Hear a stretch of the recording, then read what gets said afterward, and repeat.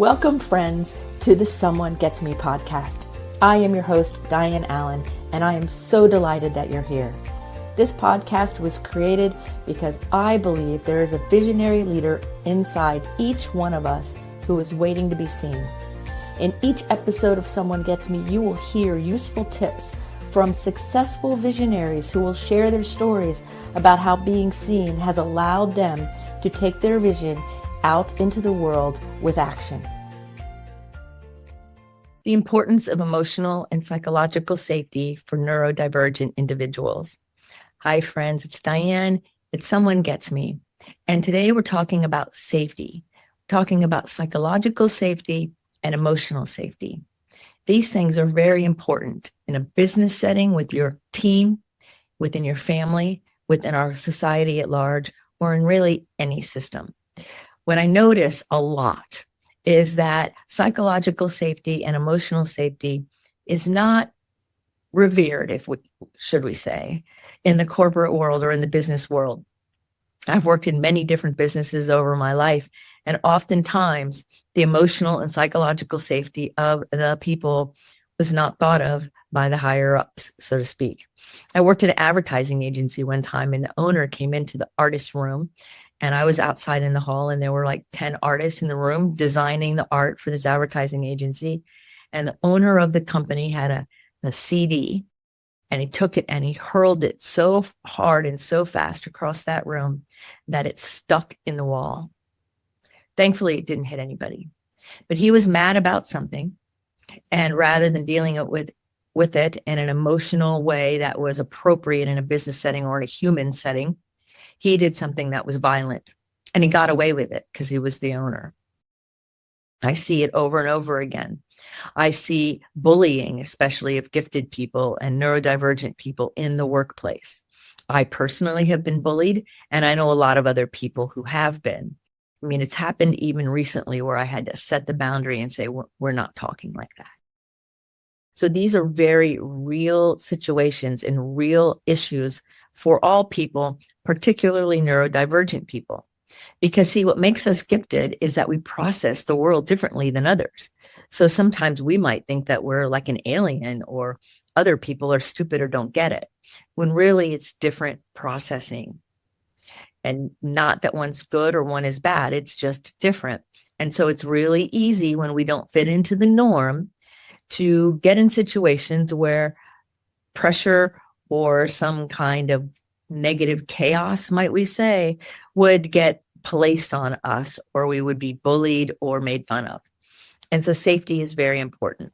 I remind all the executives that I work with to make sure that all their people feel safe. One of the ways I know when I go into a company that the people there feel safe is that they're able to say what they think in a respectful manner about a project they're working on or about something that's happening without the fear of being ridiculed or made fun of or hurt somehow, emotionally or psychologically. You know, when you laugh at somebody because they might think different than you, that hurts them. That's harmful, right? That is not good. And I see it all the time. I see it all the time. I know I process things differently, and sometimes people give me that look. Can't you just be like the rest of us? They say. And I'm like, if only I could, but I can't. I was made this way. I was designed differently, just like all the people I'm talking to, you and others, right? So safety is not just, like a physical thing where we need a security team, though that's pieces of it.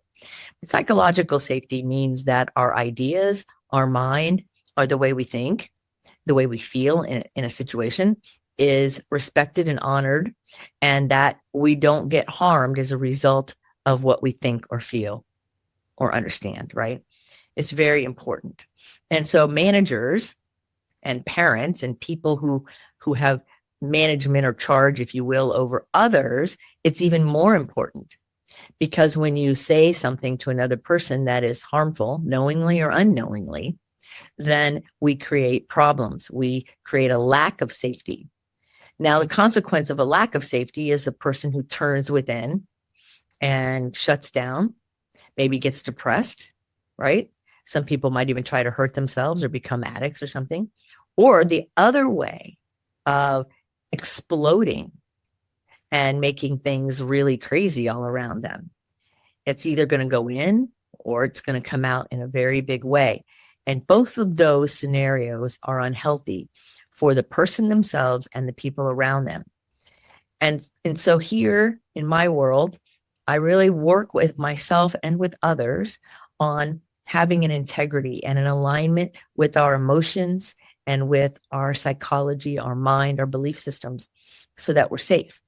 So I want to share with you some of the ways you can know you're safe, because I think that that's really important. Like, how do we know? I had somebody the other day tell me on a get to know you call, oh, I just want to be happy. And I said, well, how do you know you're happy? What's your criteria? And they didn't know. And so I said, well, then what if you're happy and you don't know it? Because you don't have the criteria down. So it's important to know how we know these things. So one of the things is that I wrote some notes here for you, that one of the ways we can tell we're safe is that we don't need to explain our words or defend them to be treated with respect. In other words, we're respected without having to defend or explain what we're saying or not saying. We can have somebody ask us what we mean, or please say more about that would be even better. And we're not in a dangerous situation if somebody doesn't understand us. I worked in a situation once where the supervisor, anytime he didn't understand somebody or they didn't say it the way he wanted it said, he would blow off the handle and scream and yell and run around and ridicule the person. That's a lack of safety. In fact, that's emotional trauma. And so that tells you that that person was not psychologically safe around that supervisor. So are you respected when you say what you think in a business or family setting, and you, without having to like over explain it?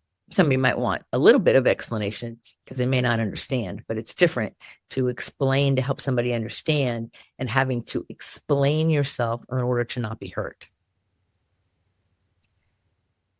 Another thing that tells you that you're safe is that you feel seen and accepted, even when life is messy.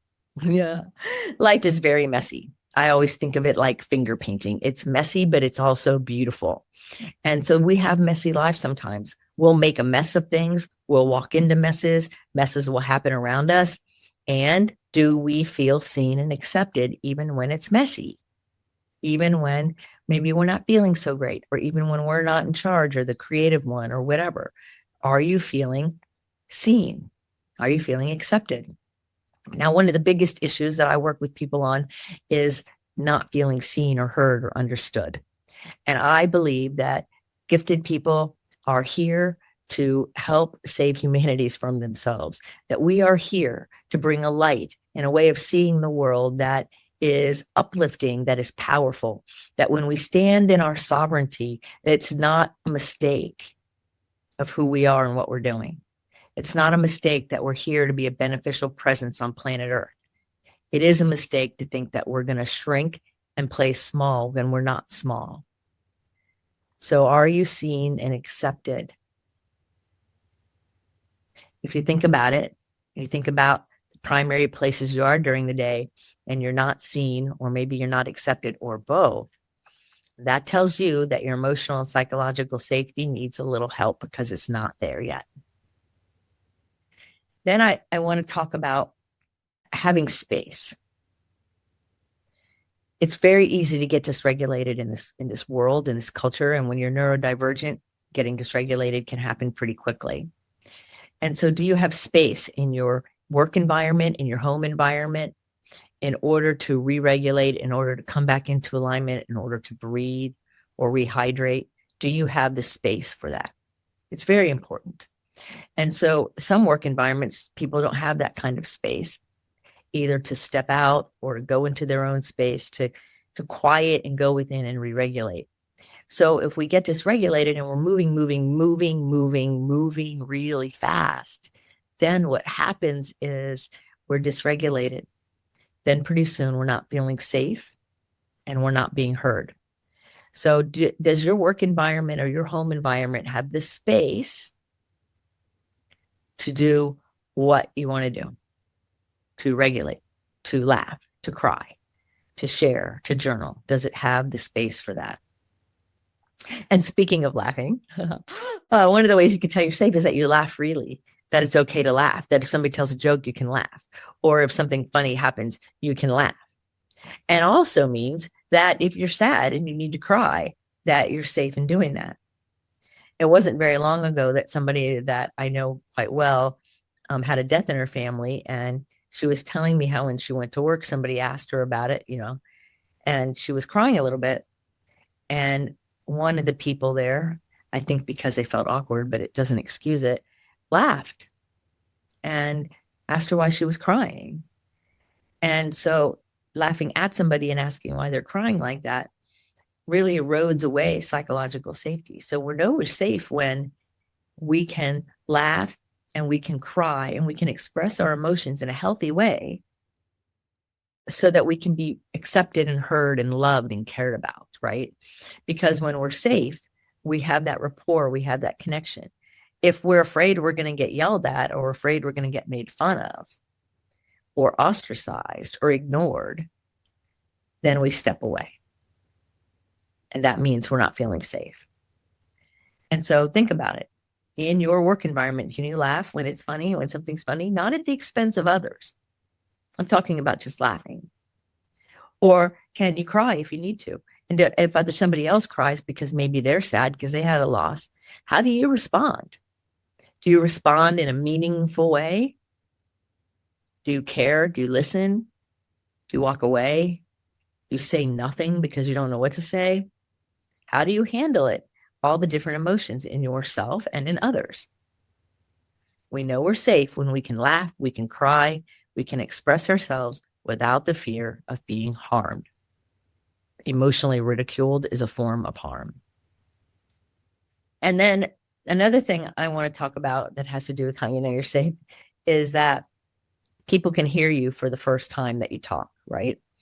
That when you say something, you're heard. You don't hear what? All the time. You are able to express yourself without the thought in the back of your head that you're going to get demeaned or put down or not really know what's going on or that kind of thing, right?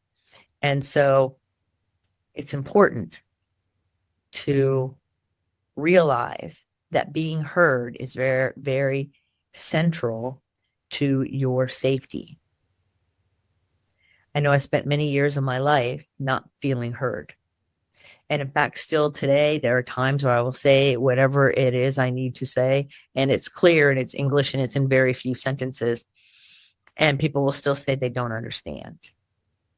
And after a period of time, that gets tiring and it becomes unsafe feeling inside of my skin because I can say something and it's not heard. In fact, when I was younger, I used to laugh and say, it's kind of like I speak English, but the person hears Chinese. Like in the air in between my mouth and their ears, something happens and they ignore me or they don't get it or something. And then if that's allowed to continue, it feels very unsafe in here because I can say things and I'm not responded to. Maybe I'm invisible, being ignored and feeling like you're invisible, or thinking that maybe people have, trying to take advantage of you because they do, like, oh no, that person's already tried once. Are they going to do it again? Those kinds of things are unsafe. So when people act out their motives, sometimes we see that.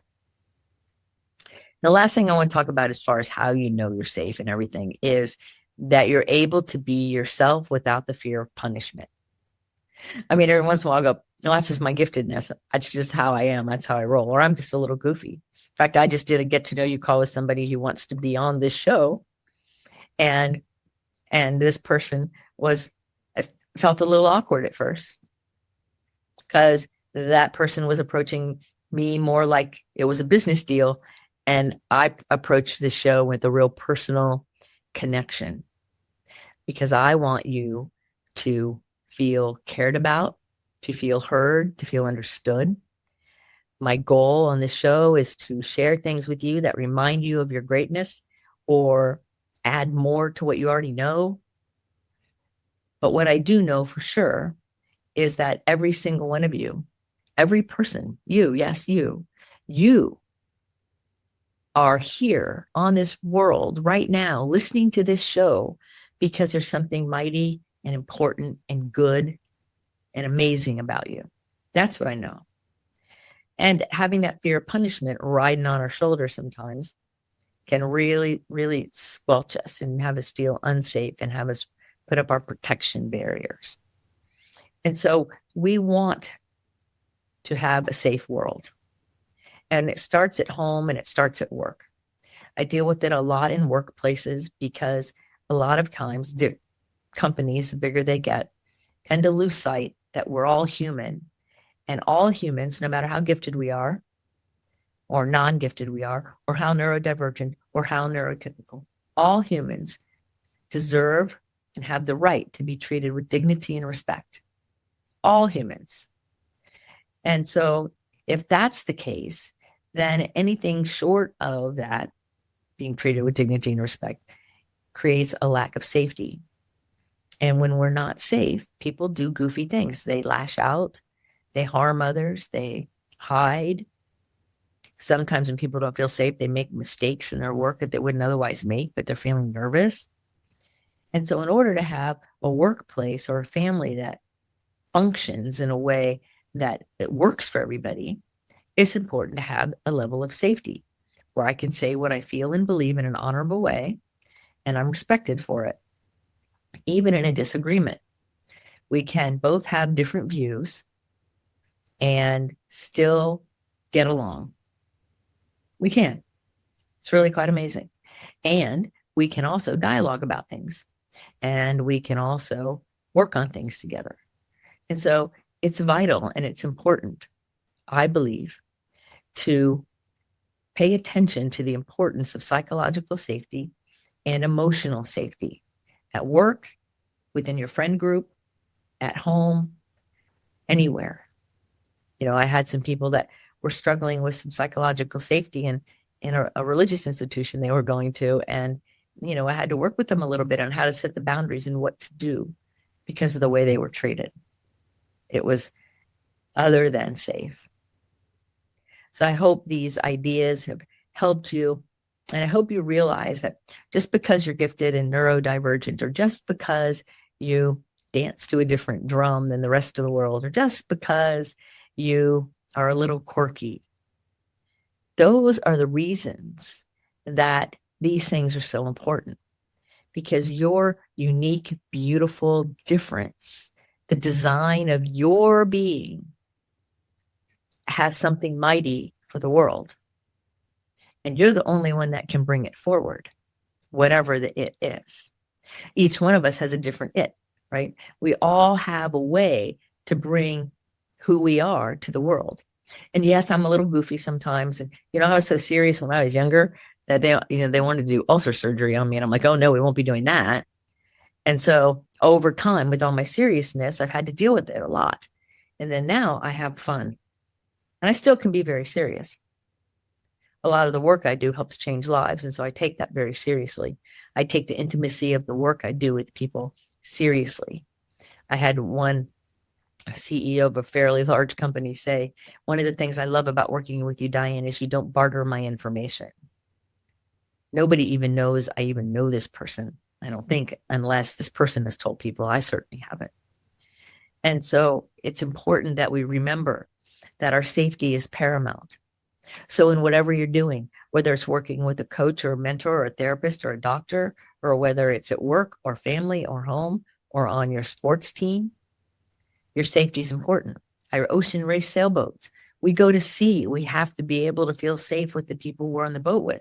In fact, one year I didn't go on the race because the people who were lining up for the crew were only talking about how much they were going to drink alcohol on the race. And that's not safe. So I declined the invitation for my own safety. And yes, I was made fun of by those people on the boat. And that's okay, because I stayed safe and I stood up for what I believe in regarding safety, especially when you're at sea. So anyway, those are my thoughts about this today. I have a lot of them though, but that's what I'm thinking about today. So what I'd really love you to do is think about your own safety. Think about what's important to you think about how you can create safety for yourself and others, because it's a two-way street. It's dynamic. Something that was safe may not feel safe in the future. Something that feels safe now may not in the future. Totally fine. Pay attention. Honor your own rhythm. Honor your own way. And so, as always, feel free to make a get to know you call if you want to talk about this or anything else. I am always here. My goal is to serve and inspire and educate all of us so that together we make a beautiful, amazing, magical world. So until the next episode of Someone Gets Me, keep your face to the sun so the shadows fall behind you, because you are a rock star. You are here on purpose with a purpose. So go out there and let your light shine. And remember, keep your safety first. Until the next episode of Someone Gets Me, this is Dianne saying, be well. Thank you for listening. I trust you gained some valuable inspiration and information. Please join me and other visionaries in the Someone Gets Me Facebook group. Or for more information on my services and additional episodes, visit someonegetsme.com. Again, thanks for listening.